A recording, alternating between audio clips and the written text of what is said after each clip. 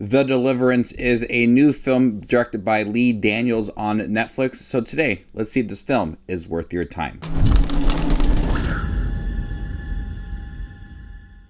Hey everybody, my name's Justin here. I try to watch everything that hits theaters and on streaming services like Netflix. If you guys are like me, go ahead and hit that subscribe button down below and click that bell notification for more up and coming content. A family living in a home in Indiana discovers strange demonic occurrences that convinces them and the community that the house is a portal to hell.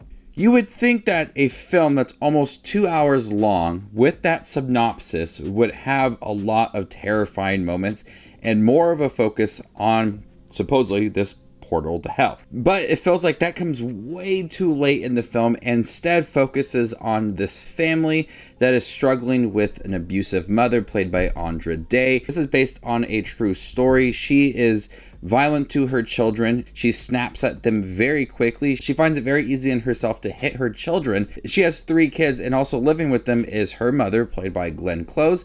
And there's just a really toxic relationship amongst everybody. 2/3 of this movie is just looking at that relationship between the family.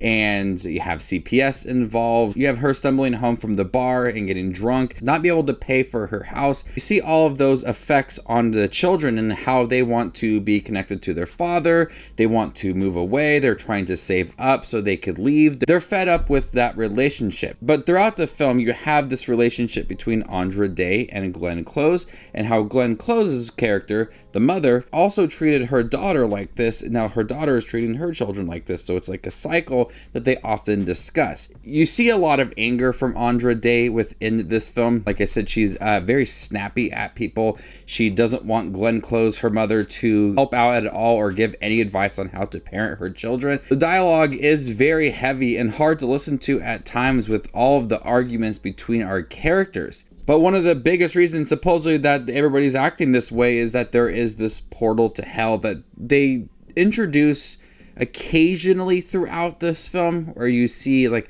a creaking of a door or flies around the house. Very cliche moments when you come to supposedly a haunted house. But the whole idea of it all with this portal to hell comes way too late in the film. Like, you are so connected to the characters and their storylines that you're not even thinking about that synopsis for this film and having a hard time seeing how it's going to be integrated into the movie and come towards the end. You're so focused on this toxic relationship between the mother and her children and the grandmother and CPS involved, played by Monique, and just all of the moments with the community. It's so focused on all of that that it seemed like it just could be this drama about the family and not even having that portal to hell. But it is based on a true story. And so that comes way too late in the film. And with Lee Daniels, this being his first venture into a horror film, it doesn't feel terrifying at all. All of it feels very cliche, generic when it comes to the end. I have moments where the mother is tested and she realizes things about herself, how she's treated her children. But that is the end of the movie. And it doesn't have any build up on all of that. You're supposed to have these terrifying moments, but what really is terrifying about all of that is that relationship with this family and how toxic it is and how abusive it is and what the young kids go through. But there is development for this family. They realize important things about themselves and their family, and they try to move past all of that. Like I said, Andra Day gives a really strong performance as this mother. She is very angry for most of this film. She's able to snap at somebody very quickly. You see a lot of that hostile moments coming from her, and it's very strong within here. Glenn Close, I'm not sure. I'm not too sure on her performance. She is somebody that loves to hook up with anybody in the community. She tries to give advice to her daughter and be able to be there for her grandchildren. It's a little bit campy at times, but I really did like her within this film. Very strong performance from Monique. She plays somebody that is checking in on the mother and the children and seeing what's going on at the house. She has a few lines that she expresses what her job means to her and being able to help families in need and help children. And she is a highlight of this film. She's not a major character in this movie, but her performance stands out as one of the best. We also have Caleb McLaughlin from Stranger Things in here, being the oldest child within this movie.